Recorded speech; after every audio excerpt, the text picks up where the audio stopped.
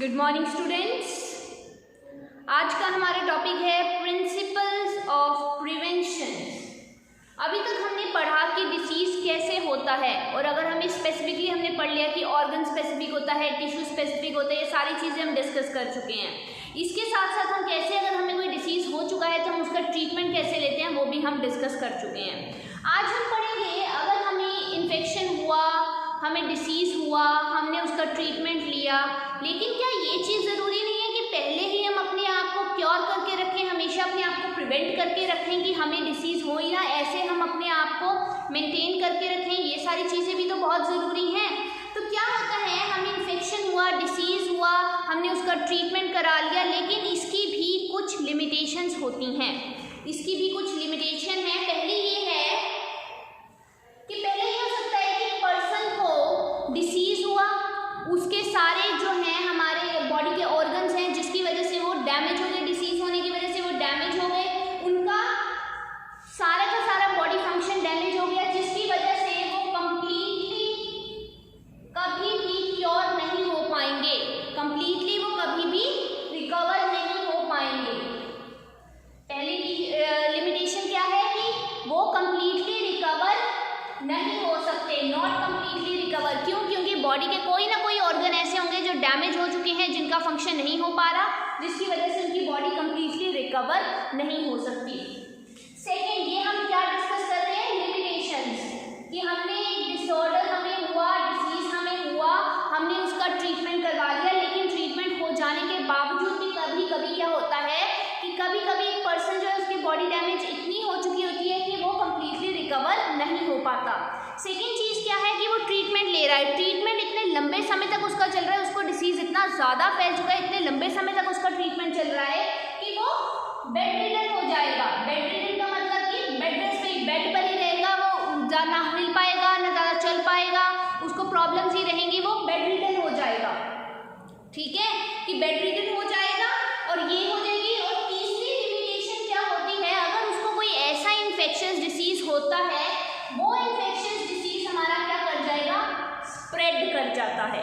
वो infectious disease हमारा क्या कर जाएगा, स्प्रेड। हमने ट्रीटमेंट तो ले लिया डिसीज़ का, लेकिन वो ट्रीटमेंट लेने के बावजूद भी कभी कभी कुछ लिमिटेशंस होती हैं। वो लिमिटेशंस हम डिस्कस कर रहे हैं कि क्या हो सकता है कि एक पेशेंट जो है, एक पर्सन जो है जिसको वो इन्फेक्शियस डिसीज़ हुआ है, वो उससे कम्प्लीटली रिकवर ही ना कर पाए और एट द एंड वो मर भी सकता है। सेकेंड चीज़ कि उसका इतनी बॉडी जो है प्रॉपर्ली डैमेज हो चुकी है, उसकी प्रॉपर्ली फंक्शन नहीं कर पा रही है, उसका इतना लंबे समय तक ट्रीटमेंट चल रहा है, कितने कितने साल कई लोगों को वो बेड रेस्ट पर ही रहते हैं, बेड पर ही रहते हैं, बेड रिडन हो जाते हैं। तीसरी चीज़ ये हो सकती है कि उनको इन्फेक्शियस डिसीज एक ऐसा था कि वो कम्युनिटी टू कम्युनिटी या पर्सन टू पर्सन वो क्या होने लग गया, स्प्रेड हो गया। तो ये लिमिटेशंस जो है किसी भी ट्रीटमेंट की ये लिमिटेशन हो सकती है। तभी तो हमेशा बोला जाता है prevention is better then the cure. बोली जाती है स्टेटमेंट कि हमेशा हमें ध्यान रखना चाहिए कि हमें कोई डिसीज़ हो, हमें उससे बचकर ही रहना चाहिए, हमें प्रिवेंशन ही लेनी चाहिए। प्रिवेंशन जो है ऑलवेज सही रहती है कि बाद में हम उसका क्योर करें, बाद में हम उसका ट्रीटमेंट लें। तो अब क्वेश्चन ये अराइज होता है कि अगर prevention is better then how can we prevent us, कि हम किस तरह से हमें अपने आप को बचा सकते हैं कि हमें कोई डिसीज़ ना हो। तो इसके बहुत सारे तरीके हैं। मेनली जो हम बात करेंगे, प्रिवेंशन के दो वेज होते हैं। एक होता है जनरल वे, एक होता है specific way. One is general वे, एक होता है स्पेसिफिक वे। जनरल वे में हम वो डिस्कस करेंगे कि सभी लोगों के लिए वो जनरल होगा। स्पेसिफिक का मतलब है कि किसी पर्टिकुलर पर्सन तक के लिए ही वो स्पेसिफिक रहेगा। तो हमें सबसे पहले जनरल वे में क्या है कि हमें अपने आप को रोकना है एक्सपोजर होने से। एक्सपोजर किस चीज़ का एक्सपोजर, हमें कोई इन्फेक्शियस एजेंट के एक्सपोजर से बचना है कि माइक्रोब्स हमारे आसपास ना हो, एक्सपोजर ना हो।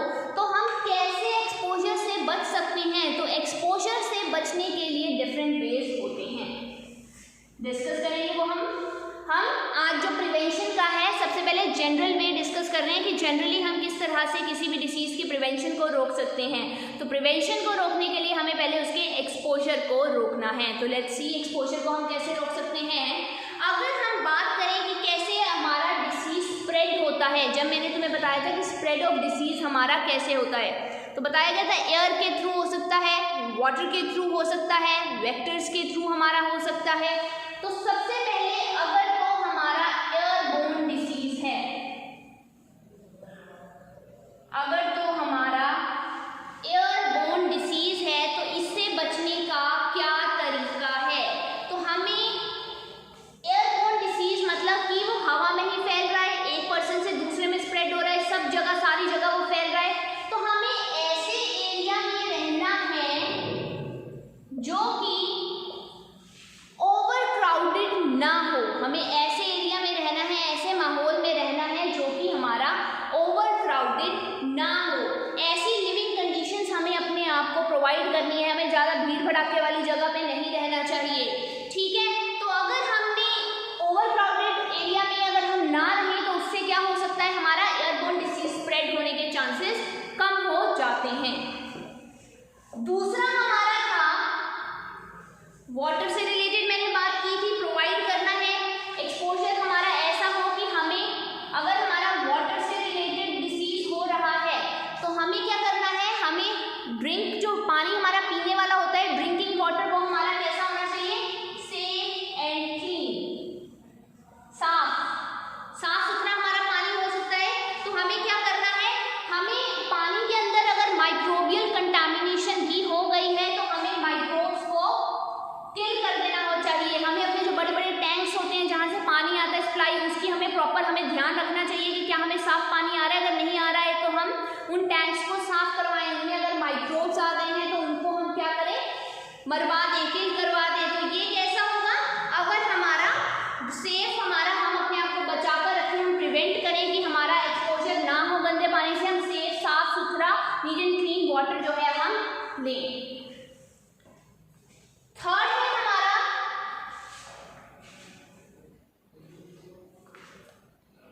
वेक्टर, बोला था। वेक्टर का मतलब क्या है, कोई भी मस्कीटो की बात कर सकते हैं, मक्खी मच्छर जो होते हैं। तो अगर हम चाहते हैं कि हमारा वेक्टर रिलेटेड हमें डिसीज हो रहा है उससे बचना है, तो इससे बचने का तरीका क्या है, क्लीन करो अपने एनवायरनमेंट को। अगर हम अपने एनवायरनमेंट को क्लीन रखेंगे तो क्या होगा, हमें बीमारियां नहीं रहेंगी, हम हाइजीनिक बनकर रहेंगे। एग्जाम्पल के लिए अगर हम मस्कीटो की एग्जाम्पल ले लें, अगर हम बात करेंगे कोई मस्कीटो है, अगर कहीं पर गंद पड़ा होता है तो मक्खी मच्छर वहाँ पर आना स्टार्ट कर देते हैं, वहाँ आ रहे हैं, वहाँ फीड कर रहे हैं और वही मक्खी मच्छर फिर हमारे घरों में आ रहे हैं। तो हमें यही चीज़ रखना है कि पब्लिक हाइजीनिक हमें कंडीशंस बना के रखनी है सो दैट हमारा प्रिवेंशन हो सके, हम बच सकें ऐसे मस्कीटो से, ऐसे गंदे जगह पर ना रहें। तो हमें अपना पब्लिक और प्राइवेट हम बोल सकते हैं हाइजीनिक कंडीशंस को अगर हम मेंटेन करके रखेंगे तब क्या होगा, हमारा हम बच सकते हैं। अब क्या होता है, ये तो हमने जनरल इश्यूज पढ़ लिए अपने, जो कि हमारे इन्वायरमेंट से रिलेटेड है। ये जो हमने पढ़े एयर, वाटर, वेक्टर, ये क्या है, हमारे इन्वायरमेंट से रिलेटेड है। लेकिन अगर हमें देखना है कि कुछ ऐसे जनरल प्रिंसिपल्स भी होते हैं जो इन्वायरमेंट से रिलेटेड नहीं होते, एक पर्टिकुलर पर्सन की बॉडी से रिलेटेड हम बोल सकते हैं। तो इसके लिए क्या होता है कि नॉर्मली क्या होता है, हम बहुत सारे इन्फेक्शन, अगर हम अपनी डेली लाइफ में बात करें तो हम बहुत सारे इन्फेक्शन डिसीजेज से हम क्या करते हैं, मीट करते हैं। हमें दिन में हम बोल सकते हैं बहुत सारे एजेंट्स हमारे कॉन्टैक्ट में आते हैं। लेकिन क्या होता है कि हमारे सभी को वो इन्फेक्शियस एजेंट जो हैं वो डैमेज कोज नहीं करते हैं। अगर हम बात करें कि कई बार क्या होता है, हम किसी ऐसी जगह पर गए हैं, या हम स्कूल की एग्जांपल ले लें, स्कूल में हमारे क्लास में किसी एक बच्चे को कोल्ड हुआ है, तो क्या होता है, ज़रूरी नहीं होता उसके साथ जो बैठा हुआ है या क्लास में अदर बच्चों को भी क्या हो, कोल्ड हो जाए, लेकिन कुछ बच्चों को कोल्ड हो जाता है। तो ये क्वेश्चन राइज होता है कि ऐसा क्यों होता है, सिर्फ कुछ लोगों को ही वो डिसीज़ आगे ट्रांसमिट हो पाता है, कुछ को नहीं हो पाता। तो इसका रीज़न क्या है, इसका रीज़न है immune system of our body. हमारी बॉडी का इम्यून सिस्टम कैसे फाइट कर रहा है माइक्रोब्स के साथ, उसके ऊपर डिपेंड करता है कि हमारे बॉडी को इन्फेक्शियस डिसीज़ को, इन्फेक्शियस एजेंट को कैच करेगी या फिर नहीं करेगी। ये किस पर डिपेंड करता है? Immune system of particular person या हमारी बॉडी के इम्यून सिस्टम के ऊपर। तो मैंने जब बताया था जब भी माइक्रोब कोई हमारी बॉडी में एंटर करता है तो इम्यून सिस्टम हमारी बॉडी के सेल्स को काम दे देता है, जिसको मैंने बताया था इन्फ्लामेशन प्रोसेस हमने बताई गई थी। तो क्या होता है, जब वो काम दे देता है तो वो सेल्स क्या करते हैं, अगर माइक्रोब एंटर कर रहे हैं उनके साथ फाइट करने के लिए रेडी हो जाते हैं, फाइट ऑफ करते हैं और उनको बॉडी से हमारे बाहर कर देते हैं। अब कुछ लोगों का इम्यून सिस्टम तो बहुत ही स्ट्रांग होता है, तो इस वजह से इम्यून सिस्टम स्ट्रांग होने की वजह से उनकी बॉडी जो है वो हमारे माइक्रोब्स अगर एंटर भी कर रहे हैं तो उसके साथ वो इजीली फाइट ऑफ करके हमारी क्या करती है, इम्यून सिस्टम उसको बॉडी से बाहर निकाल देता है। लेकिन क्या होता है, कभी कभी हमारा इम्यून सिस्टम या किसी पर्सन का इम्यून सिस्टम वीक हो सकता है, जिसकी वजह से माइक्रोब्स क्या कर जाते हैं, उसको बॉडी में एंटर कर जाते हैं और बॉडी उसको कंट्रोल नहीं कर पाती और उस पर्सन को वो इन्फेक्शियस डिसीज जो है कैच हो जाता है। ठीक है, बट एक चीज दिमाग में रखने वाली और है कि अगर इन्फेक्शियस एजेंट हमारी बॉडी में एंटर कर रहा है, इम्यून सिस्टम उसका वीक है, तो इसका मतलब ये जरूरी नहीं होता कि उस पर्सन को डिसीज होगा ही होगा। This is not the correct statement कि अगर हमारी बॉडी में माइक्रोब एंटर कर रहे हैं तो हमें डिसीज होगा ही होगा। कुछ तो होते हैं बहुत ही लंबे समय तक हमारी बॉडी में रहते हैं और हमें लॉन्ग टाइम तक इफेक्ट करते रहते हैं, तो उसके चांसेस ज़्यादा होते हैं हमारे को इन्फेक्शन क्रिएट करने के।